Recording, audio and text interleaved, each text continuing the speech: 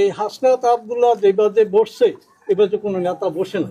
ব্যাপার হলো আমরা জাতীয় পার্টিকে দেখছি, আওয়ামী লীগকে দেখছি, হ্যাঁ, তারপরে কি বিএনপিকেও দেখছি।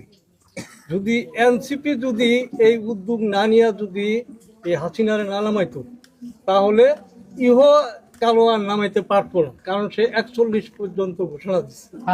এবং এইটা আমরা যাওয়ার পরে সে ইন্ডিয়ান লুক দেখানো হলো সারা দেশে, বাঙালির কোনো পাত্তাও দেখানো, কারণ আমরা ঢাকা সিটিতে থাকি, আমরা জানি তার পরিকল্পনা।